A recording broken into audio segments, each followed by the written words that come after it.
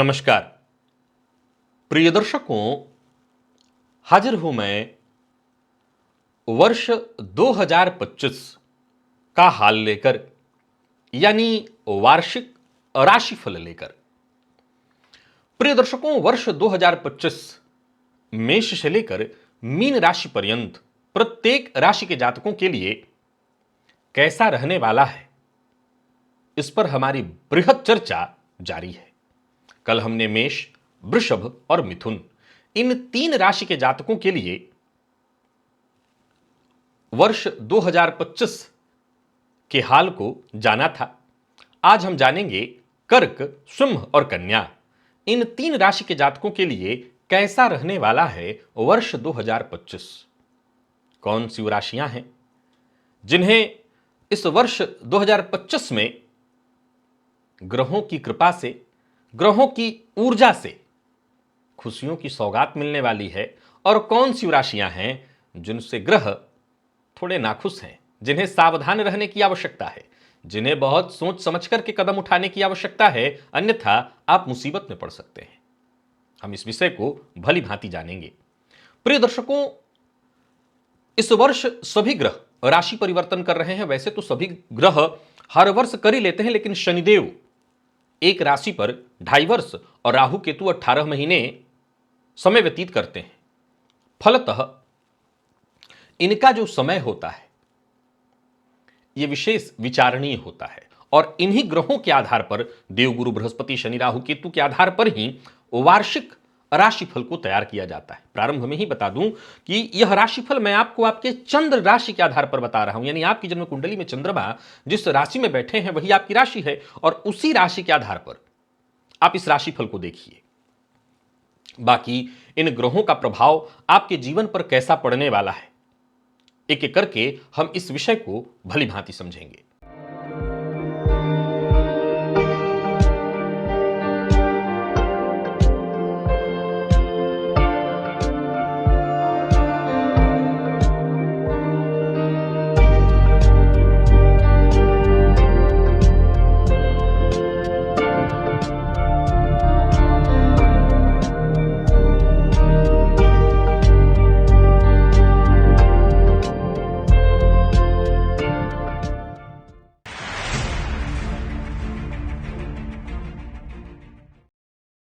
प्रिय दर्शकों, वर्ष 2025 कर्क राशि के जातकों के लिए मिश्रित फलदायक रहने वाला है। शनि, गुरु, राहु और केतु के गोचर के कारण करियर में, आर्थिक स्थिति, पारिवारिक जीवन में कुछ महत्वपूर्ण बदलाव भी होंगे, परंतु यह वर्ष आपके लिए मेहनतों से भरा, संघर्षपूर्ण, धैर्य और सावधानी से लिए गए निर्णय पर ही आधारित है। अगर आप सावधानी पूर्वक निर्णय लेते हैं तो कहीं ना कहीं इस वर्ष से आपको लाभ मिलेगा, अन्यथा आप मुसीबत में पड़ेंगे। क्यों होगा ऐसा, आइए समझते हैं। आप जानते हैं शनिदेव का जो गोचर जारी है, शनिदेव अभी 29 मार्च 2025 को राशि परिवर्तन करेंगे, और आपकी राशि से, जो कि वर्तमान में अष्टम भाव में है, और वहां से परिवर्तित हो जाएंगे, और परिवर्तित होकर के आपके लिए नवम भाव में जाएंगे।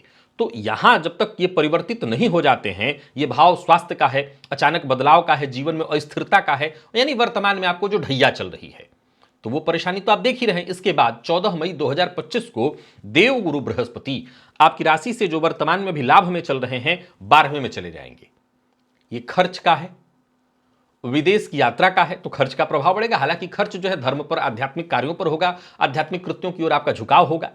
तो वहीं राहु केतु का परिवर्तन जो कि 18 मई को है, यह भी अगर देखा जाए तो आपकी राशि से अभी राहु मीन में है, अष्टम में जाएंगे। तो ये जो अष्टम में जाएंगे तो यहां पर परेशानियों को बढ़ाएंगे, भाग्य का साथ थोड़ा कम हो जाएगा, यात्राएं परेशानियां देने वाली होंगी, छोटा मोटा विवाद, परेशानियां इत्यादि। और फिर देखिए आगे, देवगुरु बृहस्पति पुनः 19 अक्टूबर को राशि परिवर्तन करके आपकी राशि पर ही आ जाएंगे, जहां कि वो उच्च के होंगे। अब इनके उच्च के होने से आपके आत्मविश्वास में वृद्धि तो होगी, इनका प्रभाव आपको मिलेगा, नई शुरुआत एक तरह से कह सकते हैं आप, करियर में उन्नति का यह समय होगा। लेकिन फिर शनि देवगुरु बृहस्पति वक्र होकर के और फिर मिथुन में जाएंगे, तो वहां बहुत सजग और सावधान, और बीते समय में जो आपके छूटे हुए कार्य थे, जो कार्य आप पूर्ण नहीं कर पाए थे, यहां एक अवसर होगा उन्हें पूर्ण करने का।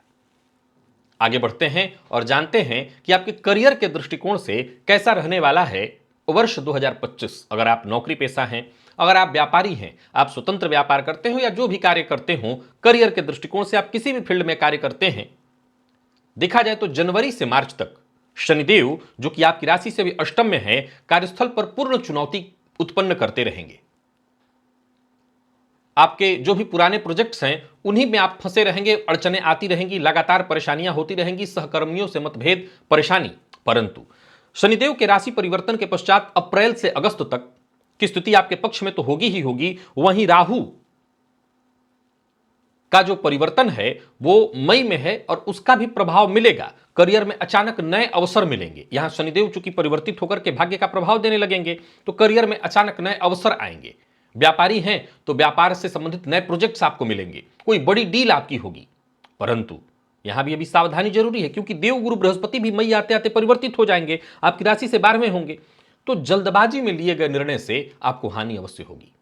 उधर सितंबर से दिसंबर तक का जो समय होगा, वहां फिर आगे देव गुरु बृहस्पति अतिचारी ही सही पर आपकी राशि पर आएंगे। वो समय आपके लिए बढ़िया होगा, थोड़े से ही समय के लिए होंगे, लेकिन वो नौकरी में प्रमोशन ला देंगे, बिजनेस का विस्तार वहां होने लगेगा, योजनाएं आपकी सफल होंगी। अब यहां पर आपको जरा रुकना है और समझना है कि ऐसी परिस्थिति से बचें, यहां कोई आपको दिक्कत ना आए, कोई तकलीफ ना आए। तो क्या उपाय करें? हनुमान जी का दर्शन करते रहिए, जो ढैया का समय है उससे बचाओ, और तिल तेल का दिया पीपल वृक्ष के जड़ में जलाते रहिए। अब बात अगर आपके आर्थिक दृष्टिकोण से करें कि वर्ष 2025 धन के दृष्टिकोण से कैसा रहने वाला है, तो साल के प्रारंभ में अगर देखें तो ढैया की स्थिति मार्च तक तो रहेगी। ये खर्च का समय रहेगा। निवेश भी आपको बहुत सोच समझ करके करना होगा, खर्च की अधिकता से आपको परेशानी होगी। वर्ष के मध्य में जहां राहु इत्यादि का प्रभाव आपको अचानक धन लाभ कराएगा, वहीं विदेश से भी धन लाभ होगा। देवगुरु का परिवर्तन जब होगा तो साल के अंत आते आते देवगुरु बृहस्पति वृषभ से विदेश से धन लाएंगे, हालांकि खर्च लगातार बनाए रखेंगे। पर देवगुरु का प्रभाव अच्छा यह होता है कि वो जो भी खर्च होगा व्यर्थ के कार्य पर हम नहीं कर सकते हैं, यानी किसी अच्छे कार्य पर ही आपके खर्च कहे जाएंगे। वहीं साल के अंत तक देवगुरु बृहस्पति का आपके लग्न में आ जाना आर्थिक स्थिरता को प्रदर्शित कर रहा है, यानी ये इस बात की सूचना दे रहा है कि वर्ष के अंत तक आप आर्थिक रूप से जो जूझे होंगे, जो आपकी परेशानियां हुई होंगी, उसमें आपको स्थिरता मिल जाएगी। पर फिर भी याद रखना है, मैं प्रारंभ में ही कहा आया हूं, कर्क राशि के जातकों के लिए वर्ष 2025 मिश्रित प्रभाव लेकर के आ रहा है। अतः आपको अनावश्यक खर्च से बचना है, कर्ज से बचना है। यूं समझ लीजिए कि कर्ज लेना किसी भी तरह से आपके लिए बहुत सुखद और श्रेष्ठ फलदायक नहीं होगा। अब देखिए, आर्थिक स्थिति को ठीक रखने के लिए आपको क्या करना है, तो केसर का तिलक अपने माथे पर लगाना है, ओम नमो भगवते वासुदेवाय इस मंत्र का जप करना है और मां लक्ष्मी की आराधना करते रहिए। अब वही बात यदि आपके स्वास्थ्य की कर ली जाए तो शनिदेव इस वर्ष में कैसे हैं, तो प्रारंभ में अष्टम में होंगे, जिसका स्वास्थ्य पर नकारात्मक प्रभाव पड़ेगा। यहां से बैठे उनकी दृष्टि पंचम भाव पर होगी, तो पेट से संबंधित परेशानी, हड्डियों से संबंधित परेशानी, कुछ हद तक गुप्त रोग भी। क्यों? क्योंकि फिर राहु परिवर्तित हो जाएंगे और कुमीन से जब वो कुंभ में जाएंगे तो स्वास्थ्य में परेशानी वो भी बढ़ाएंगे, गुप्त रोग इत्यादि ला देते हैं। मानसिक तनाव तो लगातार रहेगा। अब यहां एक बात समझाना चाहता हूं, अब जैसे शनिदेव का की जो ढैया की स्थिति है वो समाप्त हो जाती है मार्च में, पर मानसिक अशांति की स्थिति, अस्थिरता की स्थिति तब भी कमोबेश रहेगी। देखिए क्यों? ऐसा है कि समय तो बदल जाएगा, लेकिन उस बदले समय का भी तुरंत प्रभाव नहीं मिल पाएगा, और जब तक उसका पूरा प्रभाव मिले तब तक राहु अष्टम में आकर के कहीं ना कहीं संघर्ष बढ़ाए रखेंगे। करना क्या है? सोमवार के सोमवार शिव मंदिर में जाइए, शिवलिंग पर दूध अर्पित करते रहिए, योग करिए, प्राणायाम करिए, ध्यान करिए, मन शांत होगा। अब यदि आपके वैवाहिक जीवन और प्रेम संबंध की बात करें तो यहां समय का जरा ड्यूरेशन देखिए कि जनवरी से जून तक यहां स्थिति ठीक है। रिश्तों में संवाद की कमी परेशानी खड़ा कर सकती है, तो यह ध्यान रखना है कि चाहे वो दाम्पत्य जीवन हो, प्रेम संबंध हो, रिश्तों में संवाद में कमी नहीं होनी चाहिए। बातचीत करिए, कहीं किसी पॉइंट पर आकर के लगता है कि नहीं कुछ गड़बड़ हो रहा है, सुनी सुनाई बात में विश्वास करके और आपस में कलह करना, लड़ना भिड़ना, इससे अच्छा है बातचीत करके परेशानी को दूर करना। राहु का प्रभाव अष्टम में अगर देखा जाए तो ये दाम्पत्य से दंपति के दूसरा भाव हो जाता है, वाणी का भाव हो जाता है। तो आपका जीवन साथी कहेगा कुछ, आपको समझ में आएगा कुछ। क्या होगा?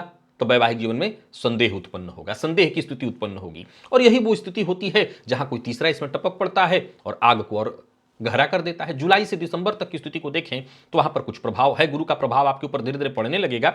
गुरु कहीं ना कहीं आपके लाभ भाव में तो है, द्वादश से भी वो अष्टम पर दृष्टि डालेंगे, तो कहीं ना कहीं रिश्तों में बचाव वो करते रहेंगे। तो गुरु ही सुधार की स्थिति रखते हैं, क्योंकि जब तक गुरु लाभ में है तब तक उनकी दृष्टि सप्तम पर है तो सुरक्षा देंगे, द्वादश में भी होते हैं तब भी वो सुरक्षा देंगे, और अतिचारी होकर के आपके राशि पर आते हैं तब भी आपको वो सुरक्षा देंगे।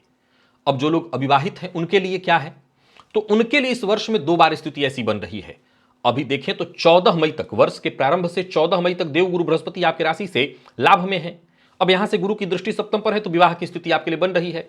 फिर देवगुरु बृहस्पति मिथुन में जाएंगे, समय समाप्त नहीं होगा, अतिचारी होकर के कर्क में जाएंगे तो थोड़ा सा ही अवसर मिलेगा, लेकिन उस दौरान पुनः विवाह की स्थिति आपके लिए बन जाएगी। तो जो अविवाहित हैं उनके लिए विवाह का योग बनने वाला है। क्या करें, तो दांपत्य जीवन खराब ना हो, प्रेम संबंध में कोई परेशानी ना आए, तो स्त्री विशेष का सम्मान करिए, मां लक्ष्मी को लाल पुष्प अर्पित करिए, शुक्रवार के दिन कोई भी सफेद मिष्ठान दान करिए या बांटिए लोगों में, इससे आपके घर में खुशियां आएंगी। अब बात विद्यार्थियों की करते हैं, उनकी शिक्षा से संबंध कैसा रहने वाला है। आपके पंचम भाव की चर्चा करते हैं, आपके संतान का कैसा रहने वाला है यह वर्ष।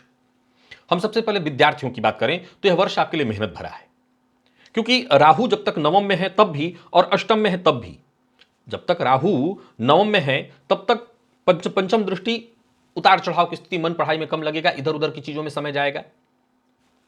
उच्च शिक्षा वाले विद्यार्थियों के लिए थोड़ी ज्यादा दिक्कत है, परंतु वहीं वो विद्यार्थी जो विदेश गमन करना चाहते हैं शिक्षा के लिए, उनके लिए सहयोग रहेगा।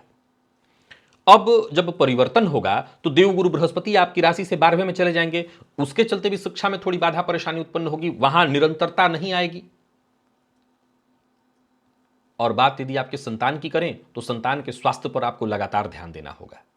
अब इस सेक्टर को ठीक रखने के लिए आपको क्या करना है, तो गणेश जी की आराधना करनी है, गणेश जी के मंदिर में जाना है, गणेश जी का दर्शन करना है, संकटनाशन गणेश स्तोत्र का पाठ करिए। गणेश जी के दर्शन से, गणेश जी की कृपा से आपकी ये परेशानी दूर होगी। अब जरा ध्यान से समझिए, कुछ ऐसी तारीखें हैं जिन्हें आपको नोट कर लेना चाहिए। 10 फरवरी से 18 फरवरी, 8 दिन का यह समय है, यह आपके करियर और व्यापार में विशेष लाभ का समय होगा।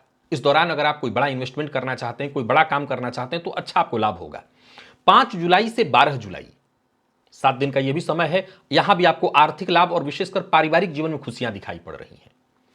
15 अक्टूबर से 22 अक्टूबर, यह समय आपके प्रेम और वैवाहिक जीवन में सुधार का है। यहां पर प्रेम संबंध में भी स्थिति स्थिरता वाली आएगी और वैवाहिक जीवन में सुधार होगा। लेकिन वहीं 8 मार्च से 15 मार्च तक स्वास्थ्य को लेकर के जरा सजग और सचेत रहना है, विवाद से बचना है, और 20 से 28 अगस्त तक अनावश्यक खर्च से बचना है।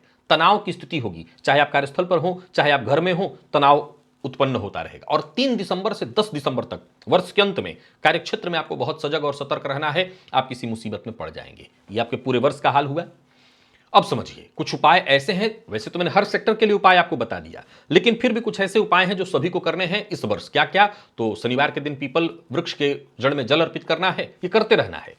ये ठीक है कि ढैया समाप्त हो जाएगी, फिर भी करते रहिएगा, क्योंकि राहु भी अष्टम में होने के चलते आपको संघर्ष और परेशानी देंगे। तो पीपल वृक्ष की जड़ में जल अर्पित करिए और शाम को एक तिल तेल का दिया जलाइए। सोमवार के दिन चंद्रमा को शांत रखने के लिए शिवलिंग पर दूध अर्पित करिए और गुरुवार केसर का तिलक लगाइए। ये तीनों उपाय अगर आप करते रहें तो कहीं ना कहीं यह वर्ष शांति से निकल जाएगा और आपको लाभ देगा। वैसे है मध्यम मिश्रित फल देने वाला। वर्ष 2025 सिंह के जातकों के लिए कैसा जाने वाला है? अब देखिए, वर्ष 2025 की बात सिंह के जातकों के लिए करें तो यह आपके करियर में उन्नति, आर्थिक विकास, पारिवारिक जीवन में समृद्धि का वर्ष है। शनि, गुरु, राहु और केतु का गोचर आपकी परीक्षा लेगा, आपकी मेहनत की, आपके धैर्य की, इनका परीक्षण होने वाला है। लेकिन अगर आप सही रणनीति अपनाते हैं, संयम से काम करते हैं, तो निसंदेह इस वर्ष बड़ी उपलब्धियां हासिल होने वाली हैं आपको। आइए मैं पहले ग्रहों की स्थिति सरसरी निगाह में आपको बता दूं कैसा रहने वाला है। तो आप जानते हैं 29 मार्च को शनिदेव राशि परिवर्तन करेंगे और राशि परिवर्तन करके आपकी राशि से, जहां की वो सप्तम में है, अष्टम में जाएंगे। अब यहीं पर आपको पहले समझ लेना है, ढैया का प्रभाव शुरू होगा। अब मैं इसके लिए एक अलग से और वीडियो फिर बनाऊंगा कुछ दिनों के बाद कि ढैया का प्रभाव आपके ऊपर पड़ेगा कैसा, किस तरह से ढैया आपको प्रभावित करने वाली है। इसका प्रभाव कहीं ना कहीं आपके वैवाहिक जीवन पर पड़ेगा। साझेदारी में करते हैं तो यहां भी काम करते हैं तो वहां भी पड़ेगा। और कार्य क्षेत्र में परेशानी, ये देखिए जो सप्तम भाव है उससे एक घर आगे अष्टम भाव होता है, तो ये आपके जीवन साथी की वाणी और ससुराल का भाव है। तो यहां कहीं ना कहीं थोड़ी परेशानी, संबंधों में सावधानी बहुत जरूरी। ससुराल से ही पता चला अनावश्यक मतभेद होने लगा, पार्टनर से, जीवन साथी से अनबन होने लगा। 14 मई को देव गुरु बृहस्पति राशि परिवर्तन करके आपकी राशि से दशम में भी हैं, एकादश में जाएंगे। अब यहां आय भाव में देव गुरु का जो संबंध होगा ये अच्छा होगा, लाभ के नए अवसर उत्पन्न करेंगे, करियर में उन्नति लाएंगे, आर्थिक स्थिति आपकी मजबूत करेंगे। वहीं राहु केतु का परिवर्तन 18 मई को जो है, यहां राहु केतु की स्थिति को देखा जाए तो अष्टम से सप्तम में जाएंगे। अब यह समझने का विषय है कि केतु जो है आपकी राशि पर होंगे और राहु आपकी राशि से सप्तम में। ये दांपत्य जीवन में कलह, मतभेद, हालांकि अचानक धन लाभ के योग तो है पर अचानक हानि के भी संकेत हैं। वाणी पर नियंत्रण बहुत आवश्यक है। पुनः देवगुरु बृहस्पति का परिवर्तन 19 अक्टूबर को, ये अतिचारी स्थिति होगी जहां वो आपकी राशि से 12वें में चले जाएंगे, तो खर्च बढ़ेगा। विदेश यात्रा का आपको आनंद तो जरूर आ सकता है, लेकिन खर्च की स्थिति भी होगी।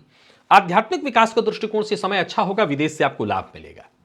अब फिर देवगुरु बृहस्पति राशि परिवर्तन करके जब लाभ में आएंगे, ये अतिचारी होकर के जाएंगे और फिर वक्र होकर के लौट आएंगे, तो आएंगे तो फिर लाभ की स्थिति उत्पन्न करेंगे।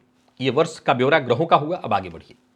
करियर, और अगर आप व्यवसायी हैं, नौकरी करते हैं, व्यवसाय करते हैं, तो इस दृष्टिकोण से कैसा रहने वाला है वर्ष 2025?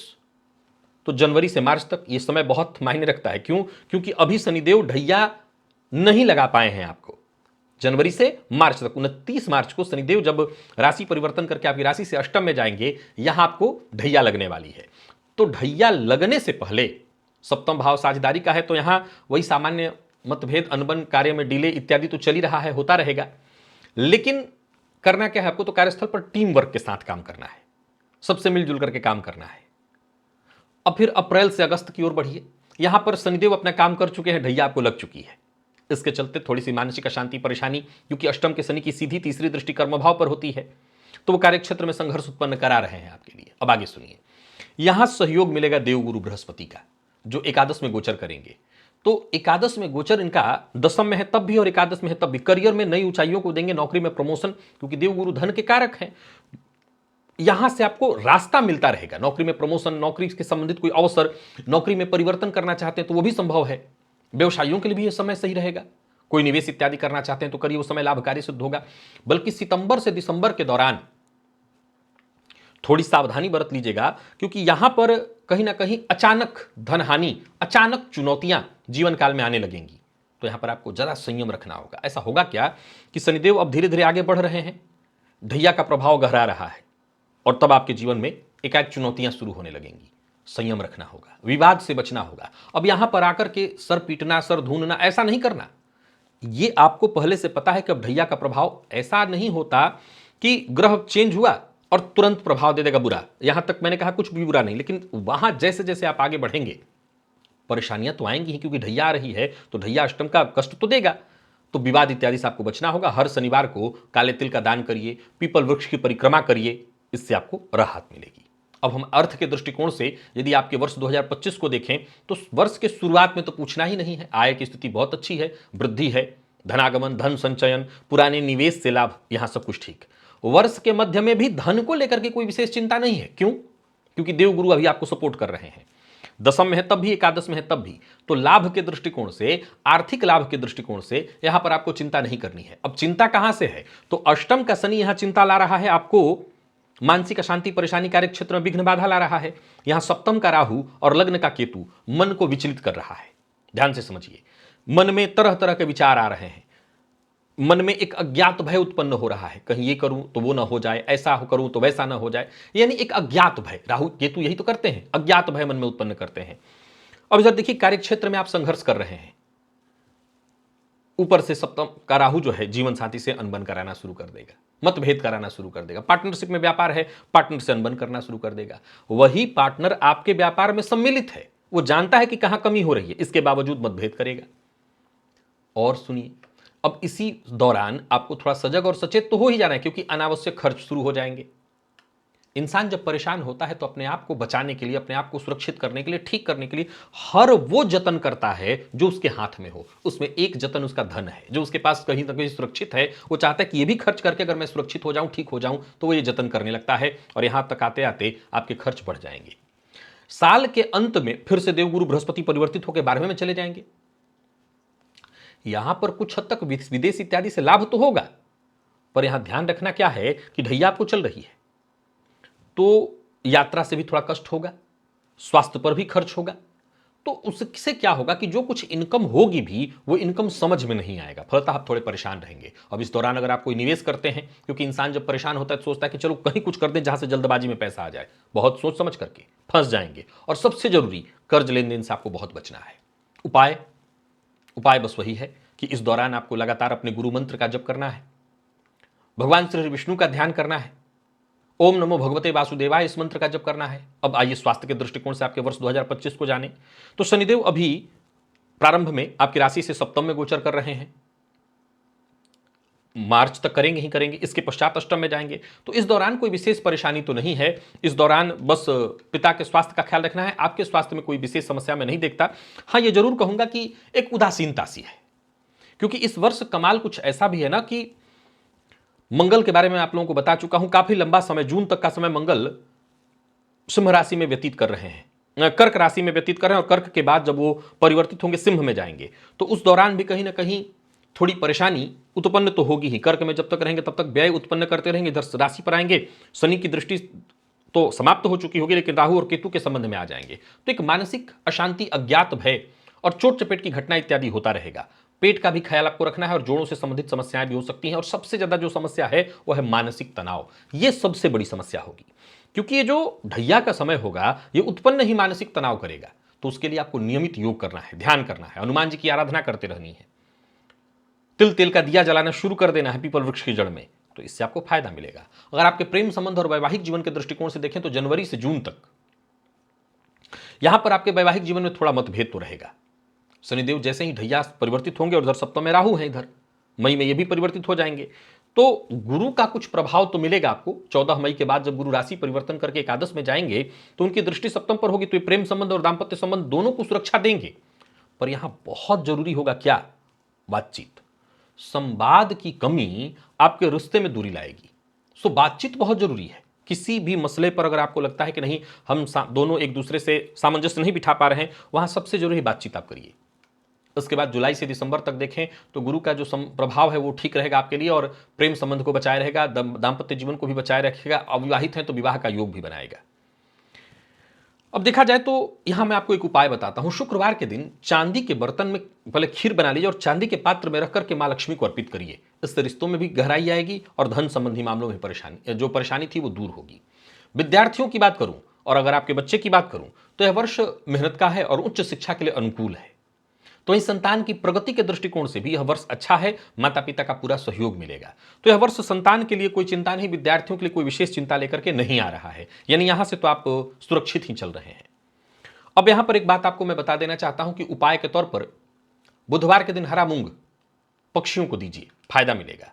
12 फरवरी से लेकर के 20 फरवरी तक आर्थिक स्थिति बहुत मजबूत होगी, करियर में प्रगति होगा। 10 जून से 18 जून तक नौकरी में प्रमोशन और नए अवसर भी दिखाई पड़ रहे हैं। तो वहीं 15 से 22 अक्टूबर तक पारिवारिक जीवन में सुखद स्थिति, वैवाहिक जीवन में आपके सुधार रहने वाला है। अगर सावधानी के दृष्टिकोण से देखें तो 8 अप्रैल से 15 अप्रैल तक थोड़ा स्वास्थ्य को देख लीजिएगा। 5 अगस्त से 12 अगस्त तक किसी भी प्रकार के विवाद, ये नोट कर लीजिए कहीं कागज पर, वर्ष ये आज की बात तो है नहीं, पूरे वर्ष तक चलने वाला है। तो इस दौरान अनावश्यक विवाद से आपको बचना है। अब बाद में नोट करके नहीं रखेंगे और जब हो जाएगा तब एक बार जरा मिला लीजिएगा कि पहले बताया था मैंने, आप ध्यान नहीं दिए। और अनावश्यक खर्च से भी आपको बचना है। और 20 से 27 नवंबर तक किसी भी तरह की साझेदारी पर हस्ताक्षर नहीं करना है, या किसी भी तरह के साझेदारी वाले काम नहीं करना है। पता चला 2 पार्टनर मिलकर के जमीन इसी दौरान ले लिए और बाद में फंस गए, ये टाइम नोट कर लीजिए, सतर्क रहना है। अब पूरे वर्ष के लिए सिंह राशि के जातकों को कौन सा उपाय करना है, तो हर शनिवार को, क्योंकि शनि की ढैया में आ गए हैं, तिल तेल का दान करिए, तिल तेल का दिया पीपल वृक्ष की जड़ में जलाइए, भुवन भास्कर को अर्घ दीजिए, भुवन भास्कर की आराधना करिए और मां लक्ष्मी की विशेष रूप से आराधना करिए ताकि धन संबंधी मामलों में कोई समस्या ना आए। मां लक्ष्मी की कैसे आराधना करें? मूलतः उनको लाल चीजें चढ़ाई जाती हैं, लेकिन सफेद चंदन अर्पित करिए, इससे आपको फायदा मिलेगा।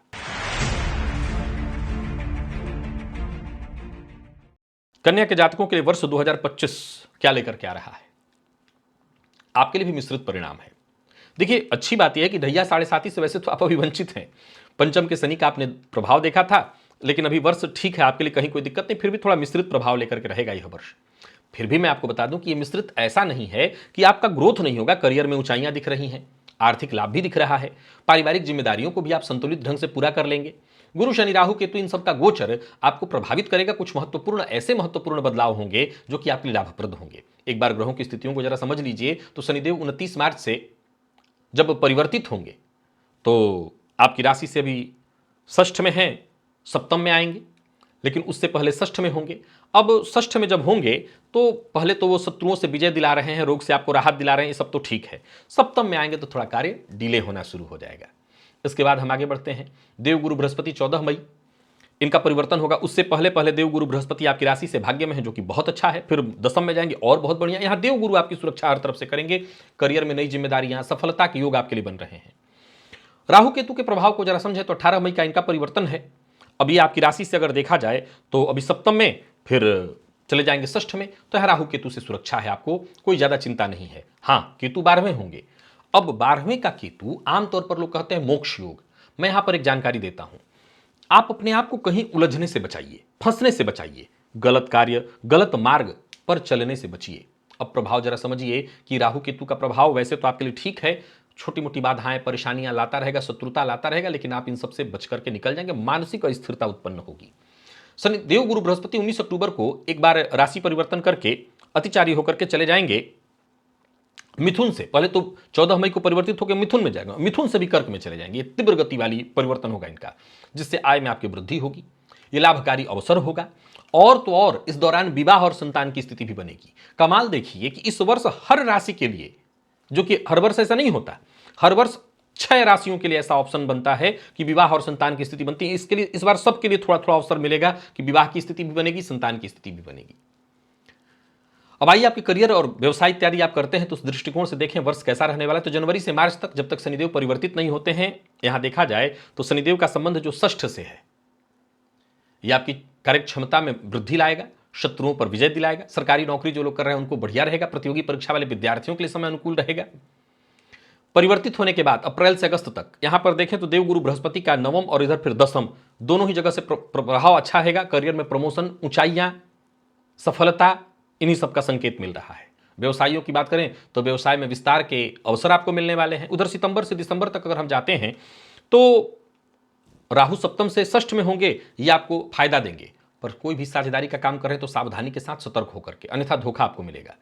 नौकरी पेशा जातक थोड़ी सावधानी के साथ काम करें और अंततः मिलेगा तो आपको लाभ ही। बाकी वैसे कोई दिक्कत नहीं है। अगर इस वर्ष को और हर तरह से ठीक रखना चाहते हैं तो आप भुवन भास्कर की आराधना करते रहिए और साथ ही साथ गणेश जी की आराधना करते रहिए, तो स्थिति और मजबूत होगी। अब आर्थिक स्थिति दृष्टिकोण से वर्ष 2025 को आपके लिए देख लिया जाए। देखिए, साल के शुरुआत में शनिदेव मेहरबान रहेंगे, षष्ठ में हैं तो उनकी बड़ी कृपा है आपके ऊपर। आर्थिक स्थिति आपकी मजबूत रहेगी। खर्च कराएंगे भी तो आपको राहत दिलाएंगे। कैसे? देखिए, खर्च 2 प्रकार का होता है। एक तो ये कि आप के पैसे व्यर्थ बर्बाद हो जाएं, और दूसरा ये कि आप कर्ज इत्यादि से मुक्ति पा लीजिए। तो खर्च तो यहां हुआ, पर आप परेशानी से मुक्ति पाएंगे। शनिदेव यही करेंगे, आपको कर्ज से मुक्ति दिला देंगे। वर्ष का मध्य कैसा होगा? तो यहां देखिए, दशम का देव गुरु जो होंगे वो निवेश इत्यादि से फायदा तो दिलाएंगे, आय के अन्य और कई स्रोत बनाएंगे। खर्च बढ़ने की संभावनाओं से मैं इनकार नहीं कर रहा, परंतु खर्च बढ़ने के साथ साथ इनकम के भी तो मार्ग बन रहे हैं। बस अपने बजट पर जरा ध्यान रखिएगा। पहले ही बजट तैयार करके रखेंगे तो पूरा वर्ष शांति से जाएगा। और साल के अंत में भी देवगुरु का ही प्रभाव रहेगा। आय एकादश में प्रवेश करके आय स्थिर और वृद्धि ही लाएंगे, लाभकारी अवसर देंगे। यानी यहां से आपके लिए सब अच्छा ही संकेत है। राहु के प्रभाव के कारण भी अचानक धन लाभ के योग बनेंगे, तो यहां भी आपके लिए कोई विशेष दिक्कत नहीं है। गुरुवार के दिन केसर का तिलक लगाइए अपने माथे पर, फायदा आपको मिलेगा। स्वास्थ्य के दृष्टिकोण से देखें तो देखिए, इसके मामले में थोड़ी सावधानी आपको बरतनी होगी। षष्ठ का राहु कोई रोग नहीं देता, पर दुर्घटना जरूर करा देते हैं, तो वाहन इत्यादि चलाते समय आपको बहुत सावधानी बरतनी है। अब मानसिक थकान, क्योंकि शनि जब सप्तम में गोचर करना शुरू करेंगे तो उनकी दृष्टि आपके व्यक्तित्व पर पड़ेगी। तो शनि का एक प्रभाव है मंद। अब यह मंद प्रभाव क्या है? आलस्य है। थकान है, तनाव है, ये जरूर देंगे। स्वास्थ्य में भी अगर देखें तो पेट से संबंधित थोड़ी परेशानी, त्वचाओं से संबंधित परेशानी, शनि क्या है, वृद्ध ग्रह है, तो त्वचा की जो रौनक है वो खींच लेते हैं, तो इसमें कमी आएगी। क्या करें, ध्यान करिए, प्राणायाम करिए, समय पर जगिए, सूर्योदय के बाद तक मत सोइए, भोलेनाथ पर जल अर्पित करिए, दूध अर्पित करिए, ओम नमः शिवाय मंत्र का जप करिए। अगर आपके प्रेम संबंध और वैवाहिक जीवन के बारे में बात करें तो जनवरी से जून तक की स्थिति को देख लीजिए, पूरा पूरा यहां तक नजर डालिए। तो राहु का पहले तो आपके सप्तम में गोचर चल रहा है, मई के बाद जब ये परिवर्तित जब तक नहीं हो जाते तो वैवाहिक जीवन में थोड़ी गलत फहमियों की स्थिति तो है, मतभेद होता रहेगा। इस मामले में आपको संवाद जारी रखना होगा। जुलाई से दिसंबर, उधर आगे हम बढ़ते हैं, तो यहां पर शनिदेव परिवर्तित होकर के आ जाएंगे आपके सप्तम में, उदासीनता तो थोड़ी सिला देंगे। देव गुरु बृहस्पति दशम में रहकर के केंद्र को प्रभावित करेंगे, जिससे दाम्पत्य जीवन में थोड़ा सुधार देखने को मिलेगा, परंतु कहीं ना कहीं दाम्पत्य जीवन में एक उदासीनता सी बनी रहेगी। गौर करिएगा, मैंने क्या प्रारंभ में कहा था, मिश्रित रहेगा यह वर्ष। अब जरा गौर करिए कि मैंने हर सेक्टर में जब अच्छा कहा तो मिश्रित कैसे, असल में मिश्रित आपके दाम्पत्य जीवन को लेकर के है।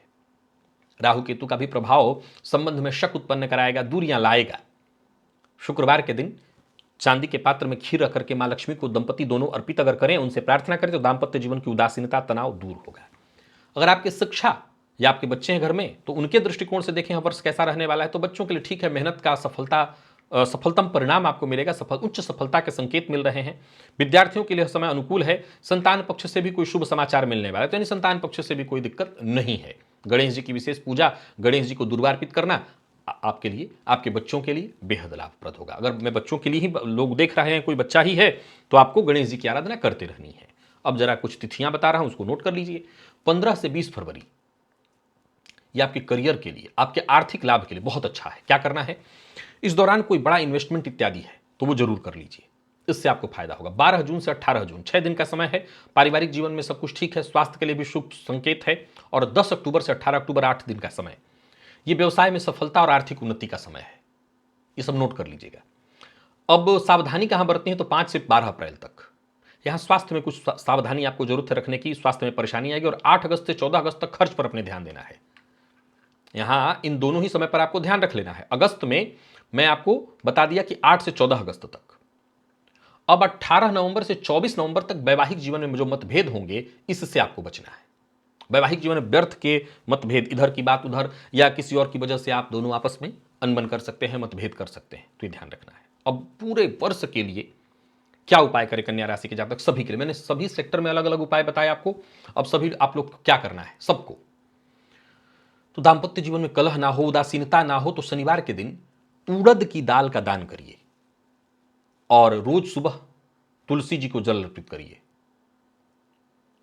और साथ ही साथ बुधवार के दिन विशेष रूप से हरे रंग का वस्त्र या हरे रंग का रुमाल अपने पास रखिए, गणेश जी की आराधना करिए। और सबसे जरूरी बात कि कन्या राशि के जातक संयम के साथ, मेहनत के साथ और सही निर्णय के साथ अगर आगे बढ़ते जाएं तो यह वर्ष अच्छा भी होगा और आपके लिए शांति से भी निकल जाएगा और लाभ देकर के ही जाएगा। तो प्रिय दर्शकों, आज हमारी चर्चा पूरी हुई। 3 राशियों की हमने चर्चा की और बाकी पुनः और 3 राशियों की चर्चा कल लेकर के मैं आप सबके सम्मुख उपस्थित होऊंगा। इजाजत दीजिए, पुनः मुलाकात होगी। तब तक के लिए नमस्कार।